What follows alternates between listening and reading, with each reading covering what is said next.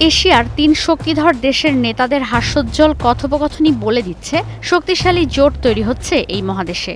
বাড়তি শুল্ক চাপানো ও আর্থিক নিষেধাজ্ঞার কারণে রাশিয়া, চীন ও ভারত ত্রিমুখী এই শক্তির পুরোটাই এখন যুক্তরাষ্ট্রের বিপক্ষে। চীনের তিয়ানজিনে সাংহাই কর্পোরেশন অর্গানাইজেশন সম্মেলনের মধ্য দিয়ে মার্কিন বিরোধী এই ৩ দেশের একসঙ্গে পথ চলা আরও দৃশ্যমান।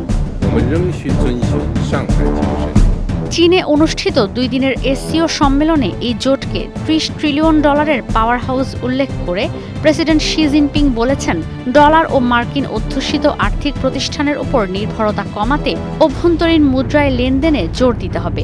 বিশ্বের ২৬টি দেশের এই জোটের আধিপত্য বাড়াতে এসসিও উন্নয়ন ব্যাংক প্রতিষ্ঠায় জোর দেন শি জিনপিং। এসসিও সদস্য দেশগুলোর অর্থনৈতিক শক্তি বাড়াতে আমরা কাজ করব, বাণিজ্য আর বিনিয়োগ বাড়াতে উদ্যোগ নেব, জ্বালানি, অবকাঠামো, ডিজিটাল অর্থনীতি, প্রযুক্তিগত উদ্ভাবন আর আর্টিফিশিয়াল ইন্টেলিজেন্সের প্রসারে সহযোগিতা করব। সদস্য দেশগুলোতে ১০০ প্রকল্পের কাজ শুরু করব।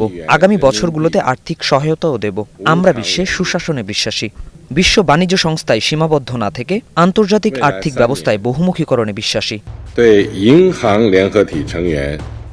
সম্মেলনে সব দেশের সার্বভৌমত্বকে সর্বোচ্চ গুরুত্ব দেওয়ার আহ্বান জানান ভারতের প্রধানমন্ত্রী নরেন্দ্র মোদী।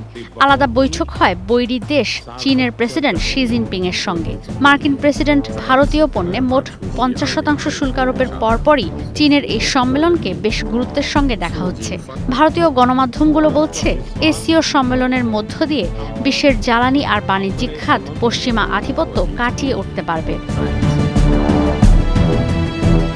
এসসিওর নিজস্ব মুদ্রা ও দেশগুলোর মধ্যে স্থানীয় মুদ্রায় লেনদেনের প্রচলন থাকার কথা তুলে ধরেন রুশ প্রেসিডেন্ট ভ্লাদিমির পুতিন। সেই সঙ্গে তিনি ব্রিক্স জোটের গুরুত্বের কথাও বলেন। এ সময় তিনি আন্তর্জাতিক মুদ্রা তহবিল ও বিশ্ব ব্যাংককে সব দেশের জন্য সমান সুযোগ নিশ্চিতের দাবি জানান।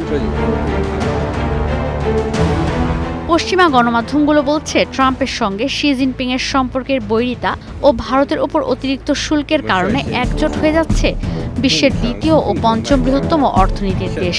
অন্যদিকে ইউক্রেন যুদ্ধ নিয়ে অনবরত রাশিয়াকে চাপ দিতে থাকায় তৈরি হচ্ছে ভারত, চীন, রাশিয়ার ত্রিমুখী জোট। এতে এশিয়ার কূটনীতি আর অর্থনীতিতে আসতে পারে নতুন মেরুকরণ, যা সামাল দেয়া কঠিন হতে পারে যুক্তরাষ্ট্রের জন্য। ঈশিতা ব্রহ্ম, স্টার নিউজ।